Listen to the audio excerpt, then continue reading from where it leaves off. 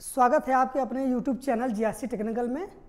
जैसा कि हमने आपको बताया था कि 50 क्वेश्चन का टेस्ट सीरीज हम लेकर चलेंगे जो विभिन्न प्रतियोगी परीक्षाओं के लिए महत्वपूर्ण होगा, जैसे SSC, bank, railway, RRB, NTPC हो गया, यूपी पीसीएल हो गया, एसएससी जे हो गया। इन सभी एग्ज़ामों के लिए जो क्वेश्चन हमारा है बहुत ही हेल्पफुल है।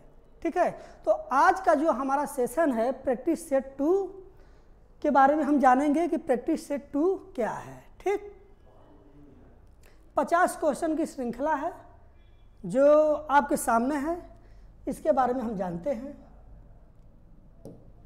ठीक, पहला क्वेश्चन क्या है हमारा, उसको ध्यान से पढ़िए और आंसर दीजिए कि कर्क रेखा के पास स्थित उष्णकटिबंधीय प्रदेश है, यानी कि जो हमारे देश से कर्क रेखा गुजरती है उसमें से किस किस राज्य से गुजरती है जो उष्णकटिबंधीय प्रदेश के अंतर्गत आते हैं। तो वैसे देखा जाए तो जो कर्क रेखा है हमारे यहाँ 8 राज्यों से होकर गुजरती है। ठीक है, लेकिन इसमें जो ऑप्शन दिया है उष्णकटिबंधीय प्रदेश के आधार पर देना है। ऑप्शन 4 क्या है? पहला गुजरात, मध्य प्रदेश, छत्तीसगढ़, मणिपुर। दूसरा राजस्थान, झारखंड, पश्चिम बंगाल, मिजोरम।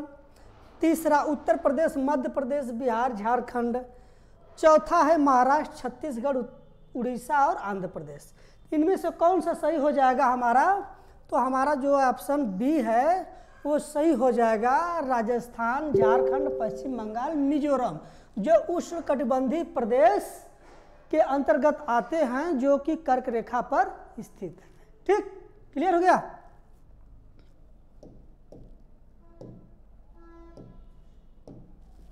दूसरा क्वेश्चन,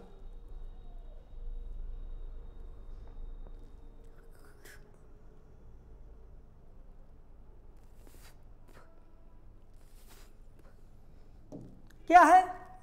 निम्नलिखित में से किस राज्य में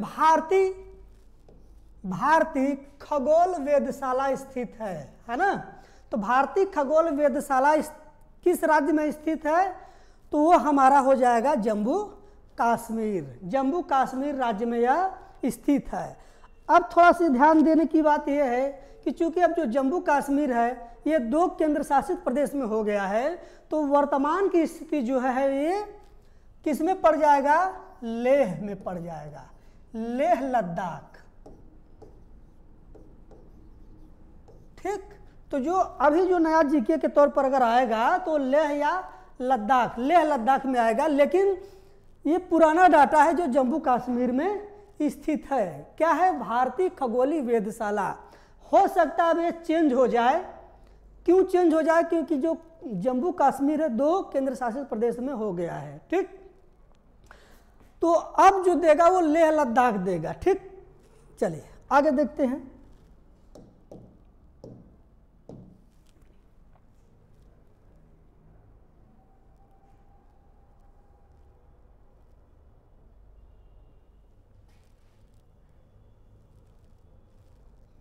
देखिए थोड़ा सा इसमें बड़ा हो गया, इसमें दिखा देते हैं क्वेश्चन क्या है।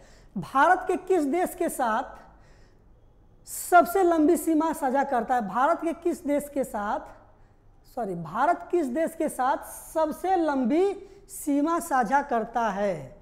कौन कौन से देश हैं?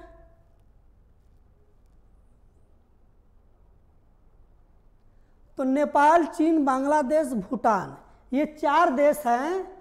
अब इसमें से ये बताना है कि इन चारों में से सबसे लंबी सीमा भारत के साथ किसकी लगी है? तो वो है बांग्लादेश, है ना? कौन सा है? बांग्लादेश। बांग्लादेश के साथ लगभग में 4095 किलोमीटर दूरी जो है भारत की सीमाओं से लगा है ना? दूसरे नंबर पर कौन आता है? तो चाइना आता है। ठीक, तीसरे नंबर पर पाकिस्तान आता है। वैसे ही करके सब है।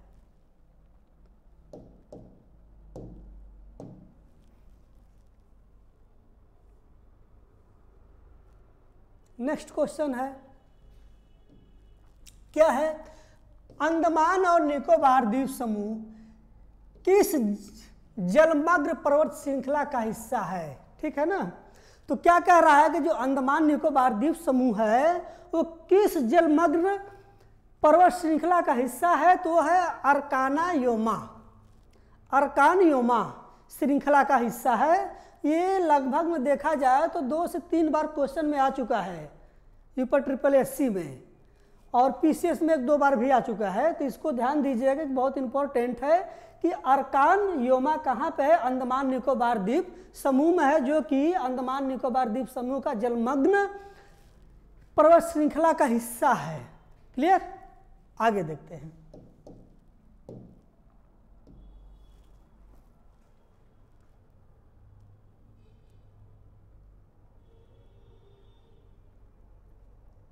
थोड़ा सा इसमें बड़ा सेट हो गया है, इसको हम थोड़ा सा मैनेज कर लेंगे।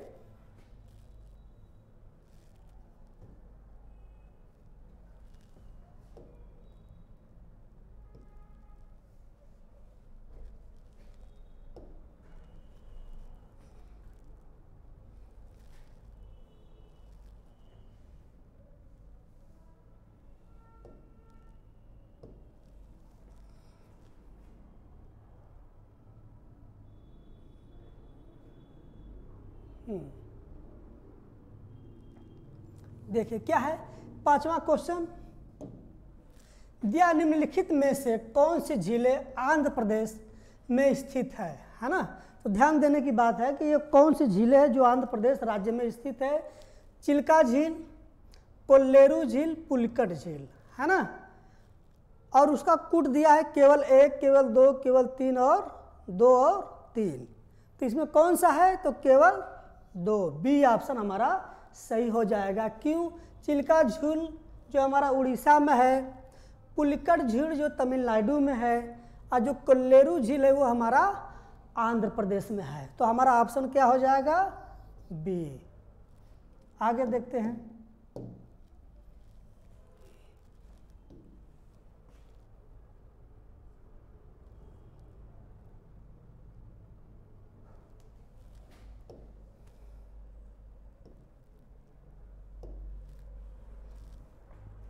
दिया है क्वेश्चन, भारत के कितने राज्यों की सीमा भूटान से लगती है ना। तो भारत की कितनी सीमाएं हैं जो भूटान से लगती हैं, तो ऑप्शन 4, यानी कि भारत के 4 राज्य हैं जो भूटान की सीमा से स्पर्श करते हैं।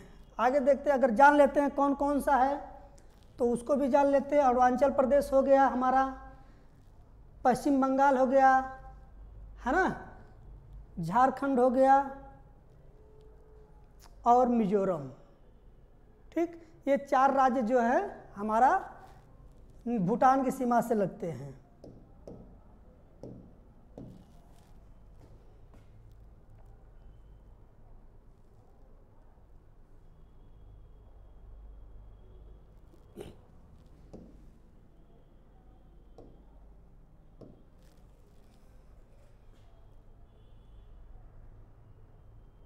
क्वेश्चन पढ़ लीजिए पहले, फिर उसके बाद आगे बढ़ते हैं। दिया है क्या, निम्नलिखित में से किस खाड़ी को ज्वार भाटा के तेज उतार चढ़ाव के लिए जाना जाता है। यह खाड़ी ज्वारी ऊर्जा के लिए उपयुक्त स्थान है ना। यानी कि वो कौन सी खाड़ी है जो कि ज्वार भाटा के उतार चढ़ाव के लिए बहुत सुविख्यात है ना। ऑप्शन में दिया मन्नार की खाड़ी, खंबात की खाड़ी, कच्छ की खाड़ी। ठीक, अब इसमें कूट की सहायता से हमें आंसर देना है कौन सा सही है, कूट नहीं है। ठीक है, तो जो हमारा आंसर जो है मन्नार की खाड़ी हो जाएगा,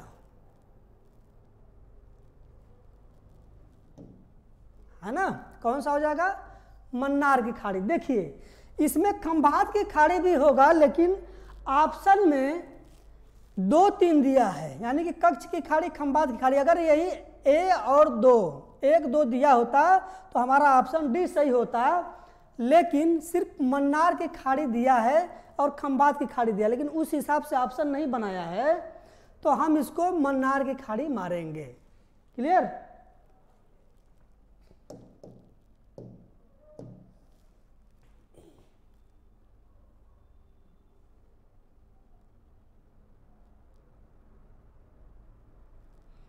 चलिए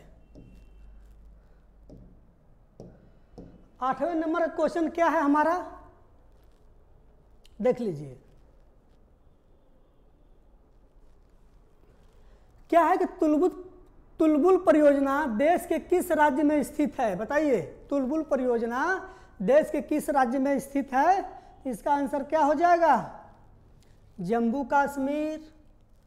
ठीक, ये बहुत आसान क्वेश्चन है कि तुलबुल परियोजना किस राज्य में है, तो जम्मू कश्मीर राज्य में है। क्लियर, आगे देखते हैं।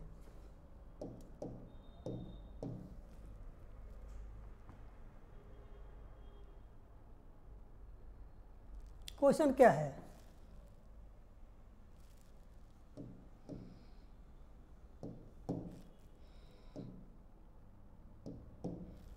दिया तेमी चाय बागान किस राज्य में स्थित है ना। तेमी चाय बागान किस राज्य में स्थित है। देखिए भारत में एक ही चाय बागान सबसे बड़ी है जिसका नाम है तेमी चाय बागान, और वो कहाँ पे है, तो वो है सिक्किम में। 4 ऑप्शन दिए हैं, मेघालय, सिक्किम, असम, पश्चिम बंगाल, तो हमारा आंसर क्या हो जाएगा, सिक्किम। क्लियर,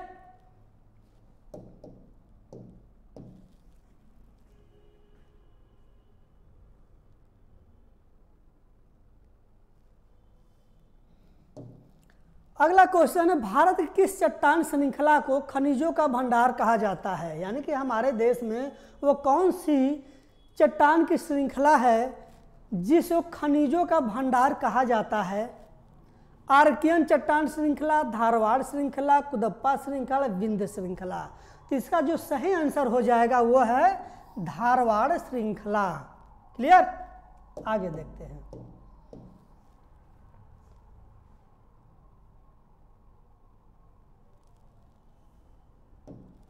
क्या है, दक्षिण भारत में स्थित बाबा बुदान पहाड़ियाँ किस अयस्क के लिए जानी जाती है।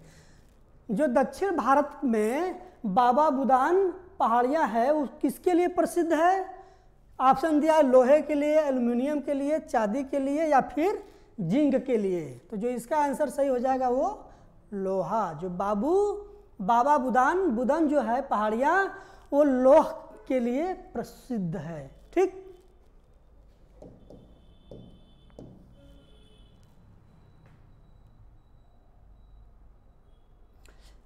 नेक्स्ट क्वेश्चन क्या है कि संकल्प प्रोजेक्ट किस बीमारी के इलाज के लिए बनाया गया है ना।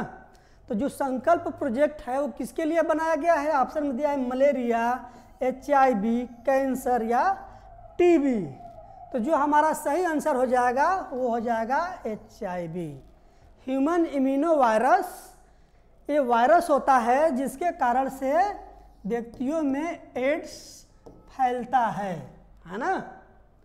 पूछ दिया जाता है कि एड्स किस वायरस से फैलता है, तो वो फैलता है HIV वायरस से। ठीक, चलिए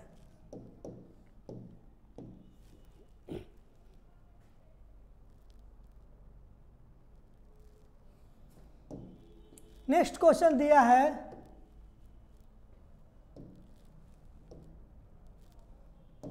क्या है,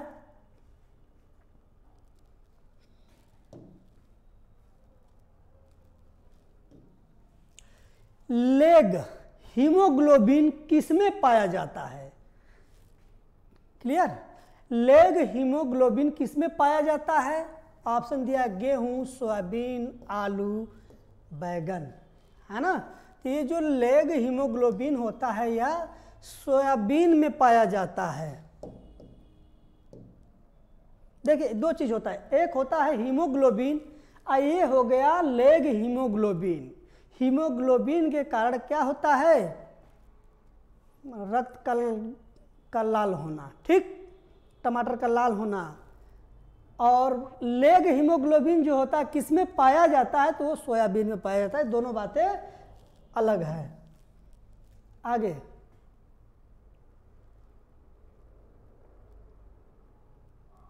क्या है क्वेश्चन दिया है, DNA की श्रृंखला बधी होती है। जो DNA हमारा होता है वो किस श्रृंखला से बंधी होती है? तो ऑप्शन दिया है कार्बन बंध से, ऑक्सीजन बंध से, नाइट्रोजन बंध से या फिर हाइड्रोजन बंध से। तो जो इसका सही आंसर हो जाएगा वो हो जाएगा हाइड्रोजन बंध। क्लियर?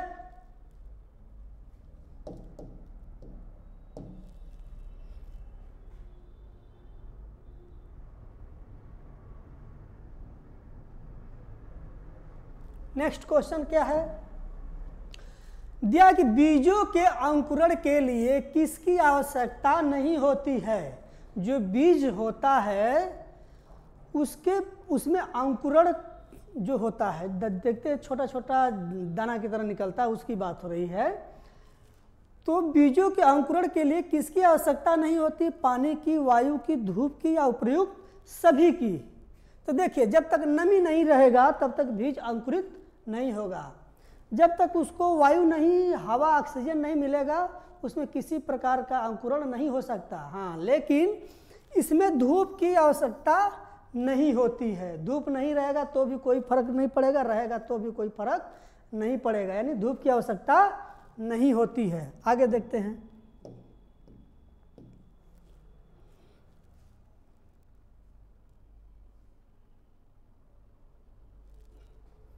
क्या है? वह कौन सा पौधा है जो अपने भोजन के लिए कीटों को पकड़ता है ना? वह कौन सा पौधा है जो अपने भोजन के लिए कीटों को पकड़ता है? तो क्या है? डहेलिया, साल्विया, यूट्रिकुलेरिया या बालसन, है ना? ये 4 ऑप्शन हैं। तो इसमें जो आंसर हमारा हो जाएगा वो हो जाएगा यूट्रिकुलेरिया। देखिए, थोड़ा सा इसको समझ लेते हैं। ये जो होता है हमारा मृतोपजीवी प्रकार का पौधा होता है ना? किस प्रकार का? मृतोपजीवी प्रकार का पौधा होता है। ये क्या करता है कि इसके अंदर छोटे छोटे कीट होते हैं, पतंग को मारने वाले अंग होते हैं, छोटे छोटे कीट पतंग को मारने वाले। ये क्या करता है कि सर्वप्रथम छोटे छोटे कीट और पतंगों को मारता है, सड़ाता है, फिर उसको पचाता है। जब पचाने के बाद उसमें से ऊर्जा युक्त जो प्रोटीन, मिनरल्स जो भी होता है उसको अपने अंतर्गत सोख लेता है। क्लियर? तो उसका नाम है यूट्रिकुलेरिया। चलिए आगे देखते क्या है।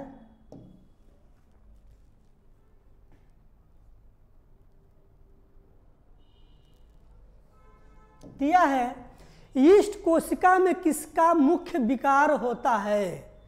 थोड़ा यहाँ पे टाइपिंग में मिस्टेक, विकार हो जाएगा। यीस्ट कोशिका में मुख्य विकार होता है माइलेज, जाइमेज, एमाइलेज या लाइपेज, है ना? 4 ऑप्शन दिया है तो इसका आंसर क्या हो जाएगा? जाइमेज।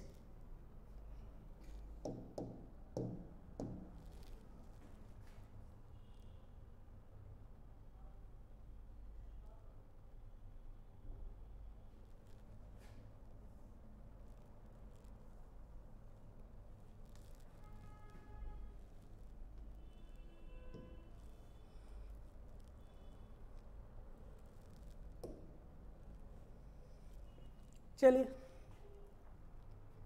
देखिए, थोड़ा सा बड़ा हो गया है, इसको समझ लीजिएगा। रेजिन व तारपिन प्राप्त किया जाता है।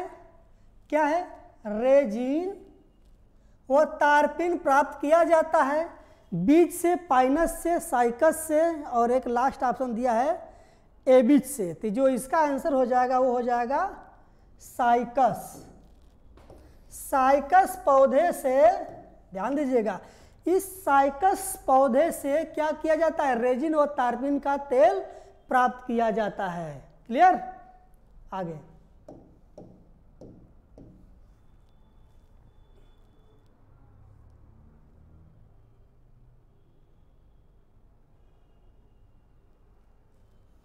क्या दिया है क्वेश्चन? पुष्पी पादपों में नर युग्मक पाए जाते हैं। यानी जो पुष्प फूल की बात हो रही है उसमें नर की बात हो रही है, वो किसमें पाया जाता है? पुष्पी पादपों में नर युग्मक पाए जाते हैं। किसमें पाए जाते हैं? 4 ऑप्शन दिया हुआ है। क्या क्या है बताइए जरा। परागकण में, पुंकेसर में, बीजांड में या उपयुक्त सभी में? तो जो इसका आंसर हो जाएगा वो बीजांड में हो जाएगा। क्लियर?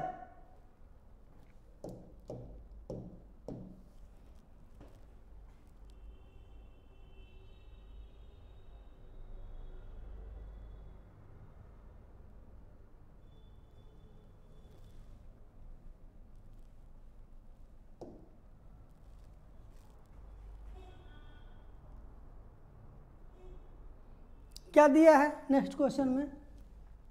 रुधिर परिसंचरण तंत्र का महत्वपूर्ण ज्ञान प्राप्त करने वाले प्रथम वैज्ञानिक थे, है ना?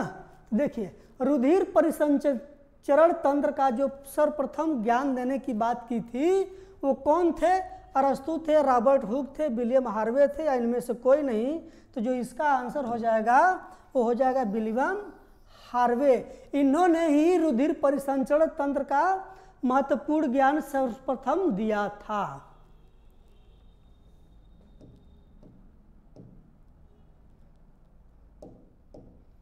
अगर हम वही बात करें रुधिर के बारे में कौन बताया था, है ना?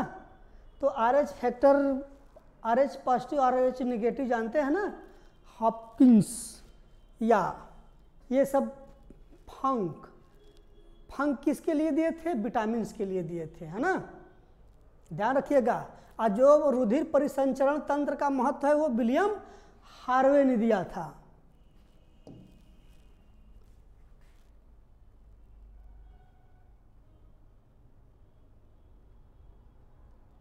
क्या है question next?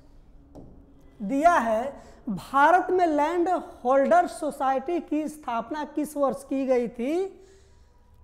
Land holders society की स्थापना किस वर्ष की गई थी? ऑप्शन दिया है 1806, 1828, 1838 या 1850।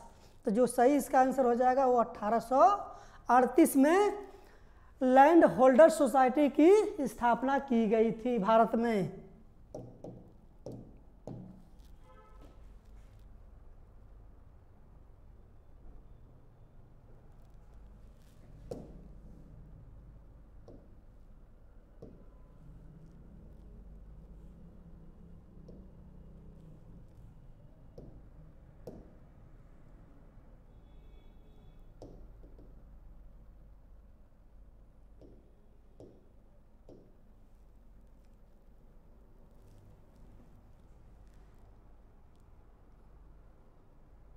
क्वेश्चन क्या है?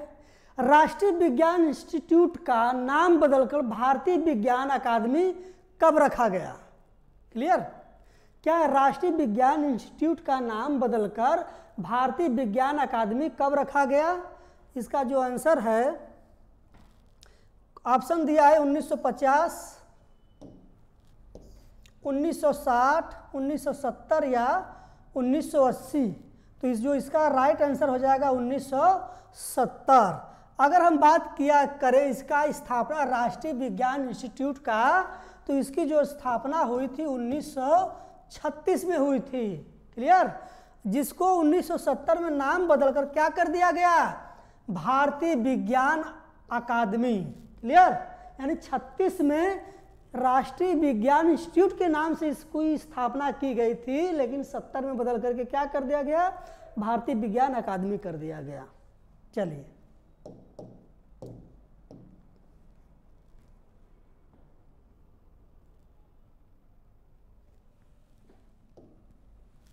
आगे क्या है? दिया है निम्नलिखित में से किसकी असफलता के बाद स्वराज पार्टी का निर्माण किया गया? स्वराज पार्टी का निर्माण किसकी असफलता के बाद किया गया? ऑप्शन दिया भारत छोड़ो आंदोलन, असहयोग आंदोलन, सविनय अवज्ञा आंदोलन या स्वदेशी आंदोलन। तो जो इसका राइट आंसर हो जाएगा वो हो जाएगा आपका असहयोग आंदोलन, है ना?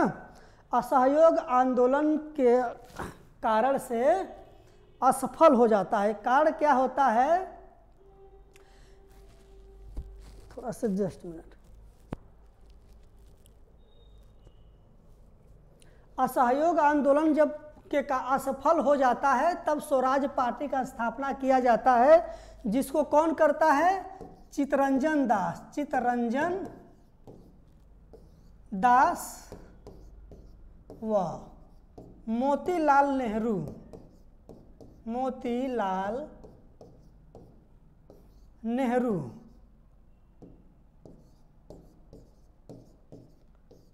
ये दोनों लोग मिल करके क्या करते हैं? स्वराज दल का स्थापना करते हैं। क्लियर?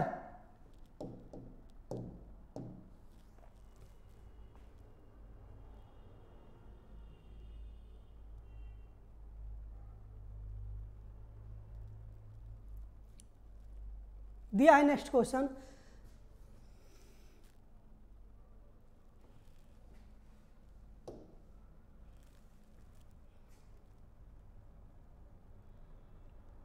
विजय लक्ष्मी पंडित संयुक्त राष्ट्र महासभा की पहली महिला अध्यक्ष कब बनी? है ना? जो विजय लक्ष्मी पंडित थी उन्होंने किस सन में या कब संयुक्त राष्ट्र महासभा की पहली महिला अध्यक्ष बनी थी? ऑप्शन दिया है 1949, 1951, 1953 या 1959।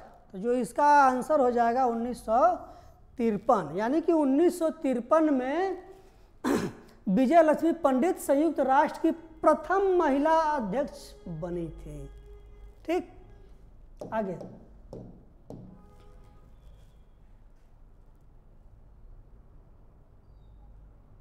नेक्स्ट क्वेश्चन क्या कहता है?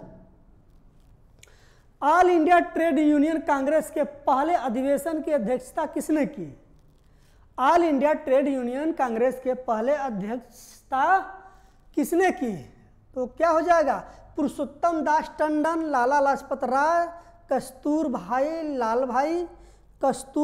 लाल भाई। ये दो ऑप्शन एक ही दे दिया है, थोड़ा सा इसमें मिस्टेक है, ऑप्शन में दोनों एक ही दे दिया है ना? तो जो इसका राइट आंसर हो जाएगा वो लाला लाजपत राय। लाला लाजपत राय क्या थे? All India trade union Congress के पहले अधिवेशन की अध्यक्षता करने वाले व्यक्ति थे। आगे देखते हैं।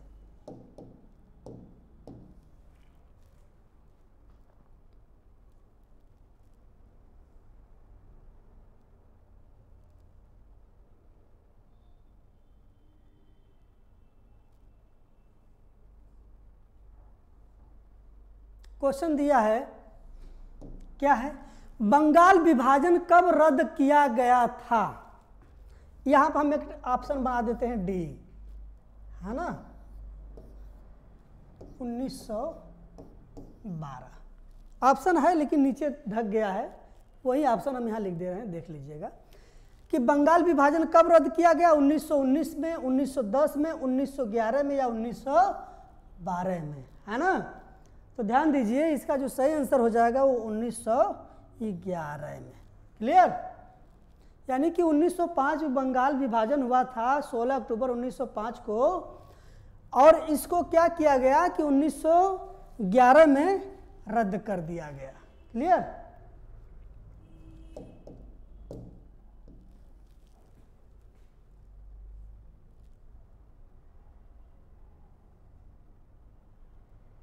प्रश्न है, रविंद्रनाथ टैगोर के सुझाव पर बंगाल विभाजन की तारीख को किस रूप में मनाया जाता है? प्रश्न पढ़ लीजिए। क्या है कि रविंद्रनाथ टैगोर के सुझाव पर बंगाल विभाजन की तारीख को किस रूप में मनाया जाता है? ऑप्शन दिया है राखी बंधन दिवस, मातृत्व दिवस, एकजुटता दिवस या काला दिवस, है ना?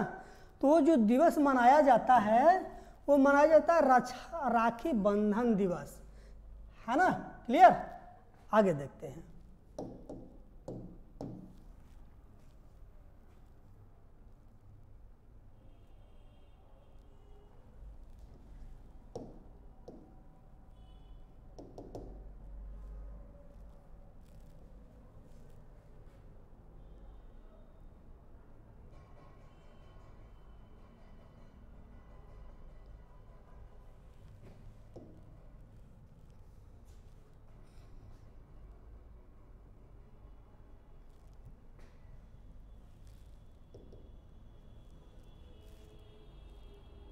क्या है क्वेश्चन, थोड़ा समझ लीजिएगा। सत्य शोधक समाज की स्थापना किसने की? सत्य शोधक समाज की स्थापना किसने की? 4 ऑप्शन दिया, आत्माराम, पांडुरंग, गोपाल हरि देशमुख, एमजी रनांडे या ज्योतिबा फूले। क्लियर? तो इसकी स्थापना जो किए थे ज्योतिबा फूले, कब किए थे? 1875 में। क्लियर?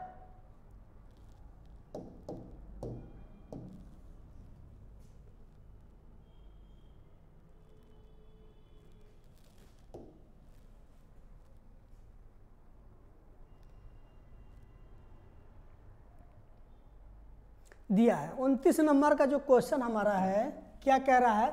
महात्मा गांधी कांग्रेस की किस अधिवेशन में मात्र एक बार अध्यक्ष बने थे? तो देखिए ये बात भी सत्य है कि महात्मा गांधी कांग्रेस की तरफ से या कांग्रेस की अध्यक्षता सिर्फ एक बार किए हैं। वो कब किए हैं? ऑप्शन दिया है इलाहाबाद, गुवाहाटी, बेलगांव या काकीनाडा। तो ध्यान दीजिएगा, राष्ट्रीय कांग्रेस की अध्यक्षता उन्होंने कब किया था? 1924 के बेलगांव अधिवेशन में राष्ट्रीय कांग्रेस की अध्यक्षता किए थे। क्लियर?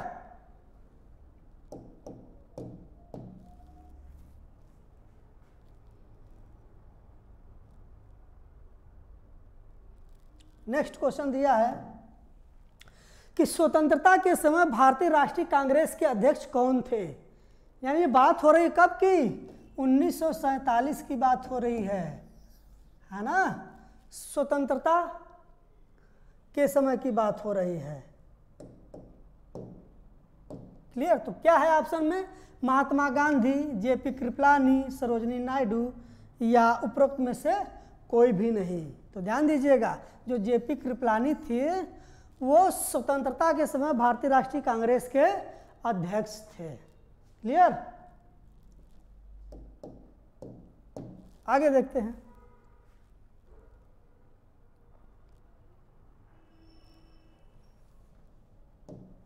देखिए दिया, कांग्रेस ने किस अधिवेशन में पूर्ण स्वराज का प्रस्ताव पारित किया? कांग्रेस ने किस अधिवेशन में पूर्ण स्वराज का प्रस्ताव पारित किया?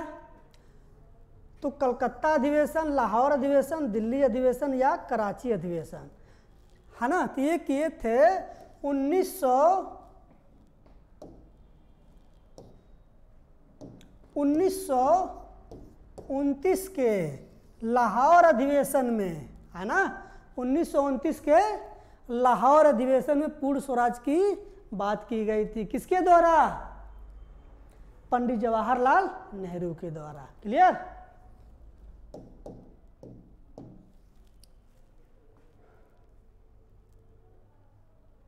नेक्स्ट क्वेश्चन दिया है, क्या है कि भारतीय संविधान में 11वां मौलिक अधिकार कौन से संशोधन के बाद जोड़ा गया? देखिए अगर हम संविधान की बात करें भाग 4 क में, तो कुल मिला के वर्तमान समय में 11 मौलिक अधिकार हैं। ठीक है ना? लेकिन 11वां कब जोड़ा गया इसकी बात हो रही है। तो 11वां कब जोड़ा गया? 42वें संविधान संशोधन, 43वें संविधान संशोधन, 46वें संविधान संशोधन या 89वें संविधान संशोधन। तो ध्यान दीजिएगा, ये जो हुआ था 86वें संविधान संशोधन 2003 में इसको जोड़ा गया था, और उस समय से लेकर अब तक फिर मौलिक अधिकार में किसी प्रकार की बढ़ोतरी नहीं हुई है, अभी भी 11 है। क्लियर?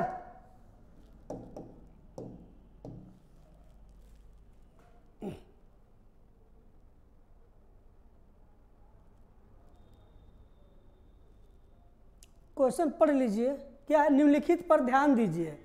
अस्पृश्यता, सती प्रथा, बाल विवाह या दहेज प्रथा। ध्यान दीजिएगा, अस्पृश्यता, सती प्रथा, बाल विवाह या दहेज प्रथा, है ना?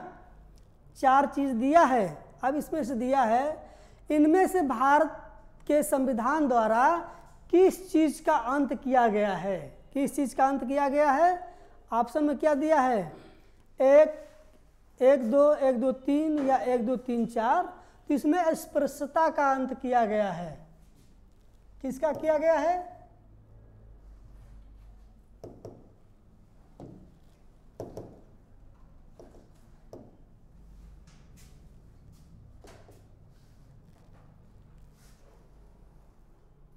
स्पृश्यता। देखिए पहले नंबर 4 नंबर इसको फिर से पढ़ लीजिए। स्पृश्यता, सती, बाल विवाह, दहेज प्रथा। तो इनमें से कौन सा है जो भारतीय संविधान के द्वारा अलग किया गया है? तो वो किया गया है हमारा स्पृश्यता किया गया है। क्या किया गया है? स्पृश्यता किया गया है। सती प्रथा, बाल विवाह, दहेज प्रथा को नहीं किया गया है। इसी को क्या किया गया है? अंत किया गया है। और ऑप्शन में क्या दिया है? देखिए 1 2 1 2 3 4, लेकिन हमारा ऑप्शन पहला सही है जो कि स्पृश्यता की बात करता है। क्लियर?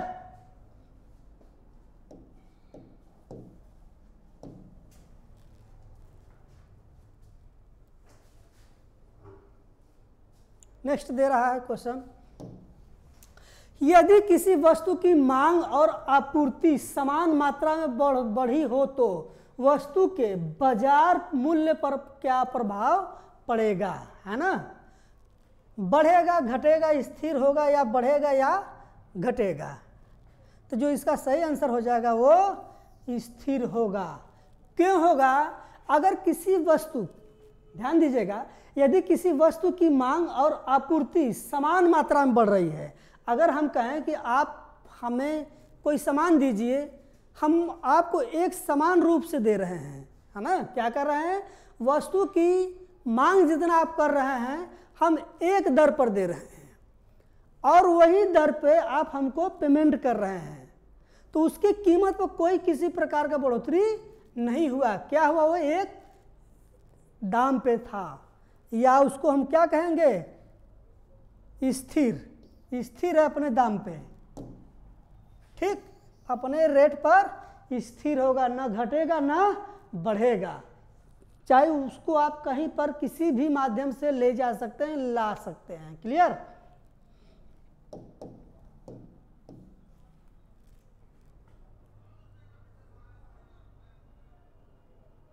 नेक्स्ट क्वेश्चन क्या है? दिया निम्नलिखित में से क्या चिट फंड का सही वर्णन करता है? यानी जो चिट फंड है उसकी बात करता है कि वो क्या है, वो किसको सही ढंग से वर्णित करता है, वो ऑप्शन में दिया है। क्या है? गैर बैंकिंग वित्तीय घटक, बैंकिंग वित्तीय घटक, असंगठित साहूकार या संगठित साहूकार। ठीक, तो ये क्या हो जाएगा इसका? ये हो जाएगा गैर बैंकिंग वित्तीय संगठन। जिस प्रकार हम बैंक में पैसा जमा करते हैं वैसे ही चिट फंड में भी पैसा जमा किया जाता है। उस पर निर्धारित होता है कि 10%, 15%, 8% जो बेनिफिट होगा आपके अमाउंट पर जोड़ करके 5 साल 10 साल में दिया जाएगा। क्लियर? आगे क्या है?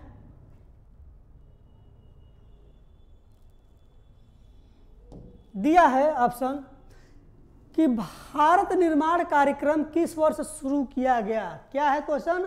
भारत निर्माण कार्यक्रम किस वर्ष शुरू किया गया, है ना? क्या हो जाएगा?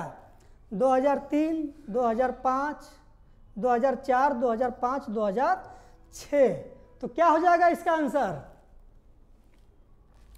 तो आंसर जो इसका राइट हो जाएगा वो हो जाएगा 2005। 2005 में भारत निर्माण कार्यक्रम की शुरुआत की गई थी।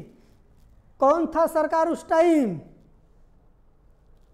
तो उस टाइम मनमोहन सरकार थी। ठीक,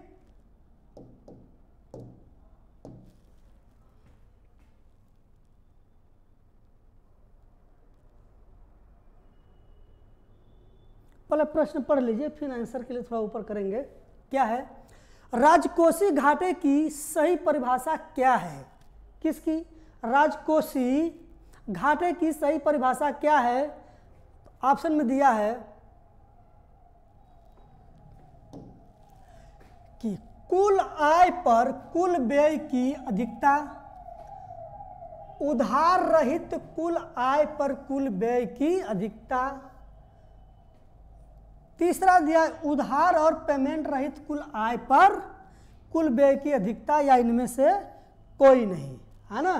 तो इसका जो सही आंसर हो जाएगा क्या हो जाएगा, बी, है ना। क्या हो जाएगा, उधार रहित कुल आय पर कुल व्यय की अधिकता। ठीक, चलिए आगे देखते हैं।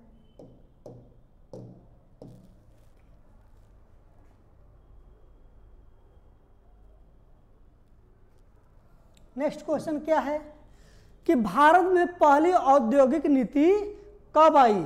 भारत में पहली औद्योगिक नीति कब आई। ऑप्शन दिया 1946, 1957, 1948 या 1991। तो जो इसका राइट आंसर हो जाएगा वो 1948 में भारत में औद्योगिक नीति पहली बार लाई गई थी।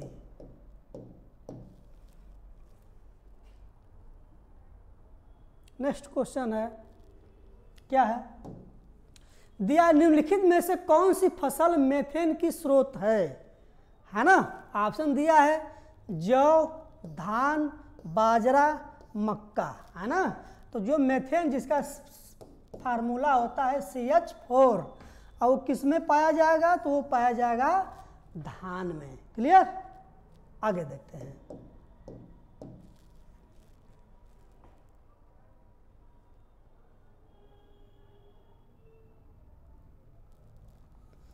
क्या है, निम्नलिखित में निवेश किस स्थिति में बढ़ेगा, है ना। निवेश की बात कर रहा है कि निवेश किस स्थिति में बढ़ेगा, तो हम उसको देखते हैं। क्या है, उत्पादन में कमी और शेयर पूंजी में वृद्धि। उत्पादन में वृद्धि और शेयर पूंजी में कमी। उत्पादन में वृद्धि और शेयर पूंजी में वृद्धि दिया है। नेक्स्ट, उत्पादन में कमी और शेयर पूंजी में कमी। 4 ऑप्शन है, फिर से एक बार पढ़ लीजिए आप क्या क्या दिया है। क्लियर, फिर उसके बाद आगे चलते हैं। तो आंसर इसका क्या हो जाएगा, उत्पादन में कमी, शेयर में पूंजी में वृद्धि। क्लियर, आगे देखते हैं।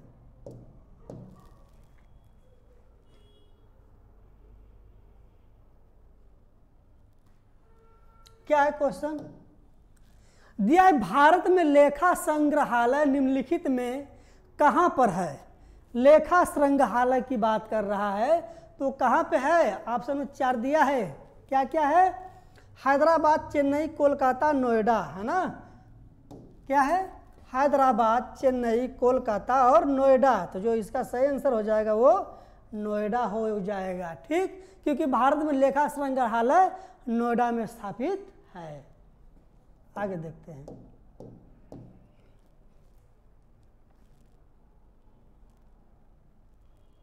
छोटा कैसे होगा ये, थोड़ा छोटा करिए, क्वेश्चन जो है ना हो जा रहा है।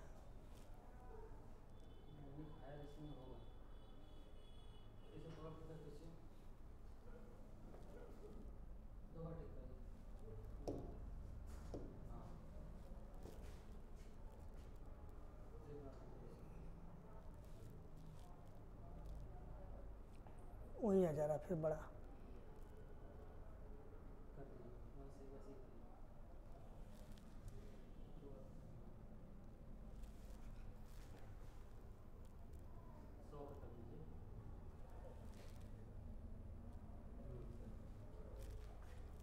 क्या है ऑप्शन, क्वेश्चन दिया है कि बीपीएल की पहचान के लिए उपभोग व्यय की सलाह देने वाली समिति की अध्यक्षता किसने की। यानी कि बिलो पॉवर्टी लाइन, है ना, जो गरीबी रेखा के नीचे की बात की गई थी, उसकी जो सलाह समिति बनाई गई थी उसकी अध्यक्षता किसने की थी।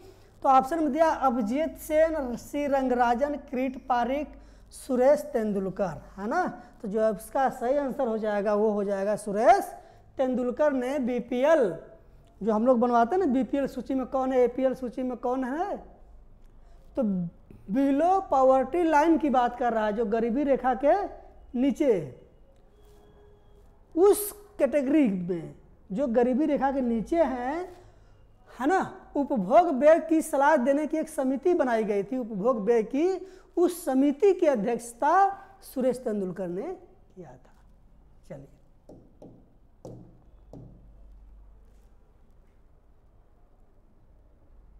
आगे क्या है क्वेश्चन?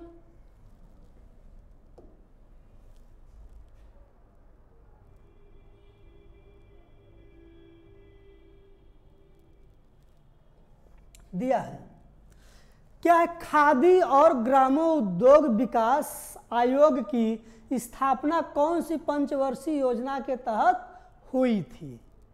क्लियर? तो जो खादी और ग्रामोद्योग विकास आयोग की जो स्थापना हुई थी, किस पंचवर्षीय योजना में हुई थी?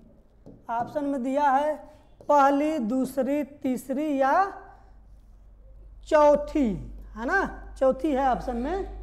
तो ये जो हुई थी दूसरी पंचवर्षीय योजना, यानी कि 1956 में हुई थी। क्लियर?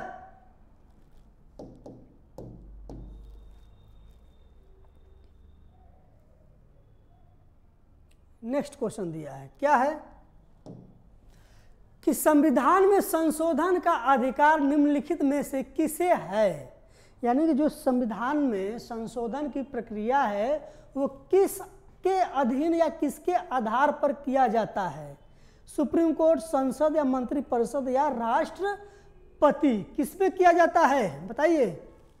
देखिए ये किया जाता है संसद के द्वारा, यानी कि संविधान में जो भी संशोधन की प्रक्रिया होगी वह संसद के आधार पर होगी, यानी संसद करेगा। क्लियर?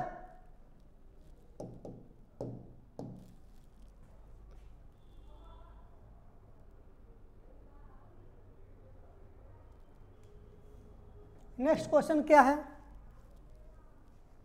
कि भारतीय संविधान के विषय में 13 दिसंबर 1946 किस लिए जाना जाता है ना?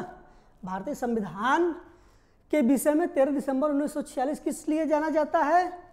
ऑप्शन दिया कैबिनेट मिशन योजना, संविधान सभा की स्थापना, संविधान सभा की पहली बैठक या उद्देश्य संकल्प लाया जाना, है ना?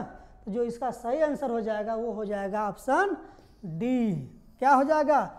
उद्देश्य संकल्प लाया जाना। ठीक, यानी कि 13 दिसंबर 1946 को उद्देश्य संकल्प प्रस्तुत किया गया था, जो कि 22 जनवरी 1947 को पारित किया गया, पेश किया गया था इस दिन उद्देश्य संकल्प। ठीक, और 22 जनवरी 1947 को पारित हुआ। आगे देखते हैं।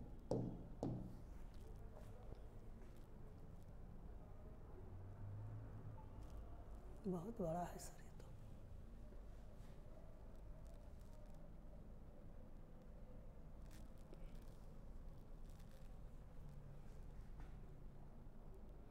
दिया है, निम्नलिखित में कौन सा कथन सही है? निम्नलिखित में कौन सा कथन सही है? ऑप्शन दिया है संपत्ति का अधिकार एक मौलिक अधिकार है और गोपनीयता का अधिकार एक निहित अधिकार है ना? क्या दिया है? संपत्ति का अधिकार एक मौलिक अधिकार है और गोपनीयता का अधिकार एक निहित अधिकार है। क्लियर? दूसरा क्या दिया है? संपत्ति का अधिकार एक कानूनी अधिकार है और गोपनीयता का अधिकार एक मौलिक अधिकार है। क्लियर? सी में क्या दिया है? संपत्ति का अधिकार एक निहित अधिकार है जबकि गोपनीयता का अधिकार एक कानूनी अधिकार है। डी क्या कह रहा है? संपत्ति का अधिकार एक कानूनी अधिकार है जबकि गोपनीयता का अधिकार एक निहित अधिकार है। ऑप्शन में इसको फिर से दोबारा पढ़ लीजिएगा, फिर सोच समझ कर आंसर दीजिए। बहुत इंपॉर्टेंट क्वेश्चन है, बहुत ही अच्छा क्वेश्चन है ये। IAS का क्वेश्चन है, ध्यान दीजिएगा, ये IAS और PCS का क्वेश्चन है। ठीक, तो इसका जो सही आंसर हो जाएगा वो सी हो जाएगा। क्या हो जाएगा? सी हो जाएगा। क्या कहता? संपत्ति का अधिकार एक निहित अधिकार है जबकि गोपनीयता का अधिकार एक कानूनी अधिकार है। क्लियर? आगे देखते हैं।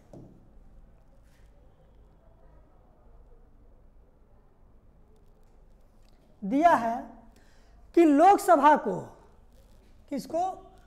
लोकसभा को लोकसभा को भंग करने की शक्ति किसके पास है? लोकसभा को भंग करने की शक्ति किसके पास है? प्रधानमंत्री, राष्ट्रपति, मंत्रिपरिषद, राष्ट्रपति या उपराष्ट्रपति? तो ध्यान दीजिएगा, लोकसभा को भंग करने की शक्ति जो है वो राष्ट्रपति के पास है। क्लियर?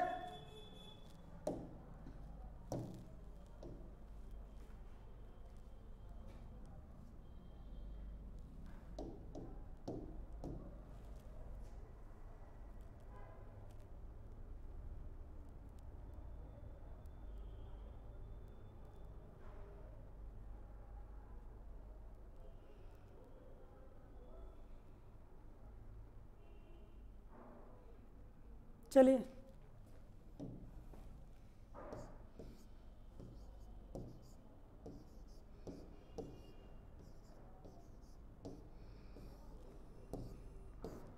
ये चौथा ऑप्शन हम यहाँ लिख दे रहे हैं, नहीं दिखाई दे रहा है। तो क्या है कि हाल ही में प्रधानमंत्री मोदी ने यूपी के किस शहर में श्री काशी विश्वनाथ कॉरिडोर के पहले चरण का लोकार्पण किया? यानी कि वो यूपी के किस शहर में काशी विश्वनाथ कॉरिडोर के पहले चरण का उद्घाटन किए? तो ऑप्शन में दिया है गोरखपुर, वाराणसी, प्रयागराज या अयोध्या। तो ध्यान दीजिए, ये जो दिए थे वो वाराणसी में दिए थे। क्लियर?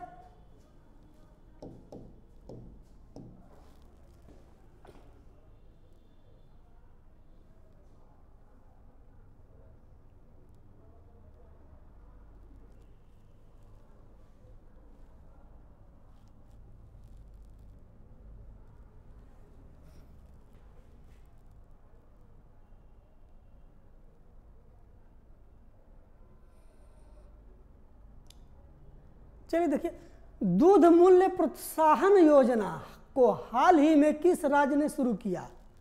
यानी दूध से संबंधित क्वेश्चन है। दूध मूल्य प्रोत्साहन योजना को हाल ही में किस राज्य ने शुरू किया?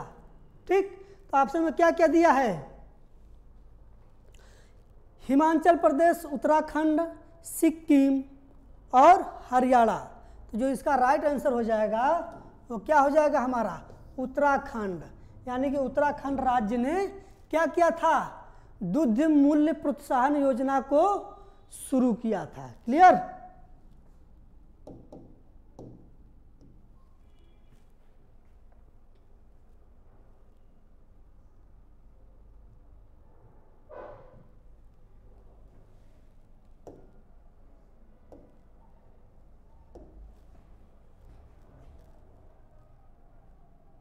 देखिए, एक क्वेश्चन दिया है, अंतर्राष्ट्रीय सार्वभौमिक स्वास्थ्य कवरेज दिवस हाल ही में किस दिन मनाया गया? है ना, अंतर्राष्ट्रीय सार्वभौमिक स्वास्थ्य कवरेज दिवस हाल ही में किस दिन मनाया गया? बताइए, 12 दिसंबर, 13 दिसंबर, 14 दिसंबर या 15 दिसंबर? तो इसका जो राइट आंसर हो जाएगा वो क्या हो जाएगा? आपका 12 दिसंबर। ठीक, ये थी हमारी आज की टेस्ट सीरीज 2 की 50 क्वेश्चन की श्रृंखला। उम्मीद करता हूँ कि आपको अच्छे से समझ में आई हो। अगर आपको अच्छे समझ में आया हो तो लाइक, सब्सक्राइब और शेयर करना ना भूलें, ताकि जब भी हम कोई अपना वीडियो बनाएं तो उसका नोटिफिकेशन जाए सबसे पहले आपके पास। धन्यवाद।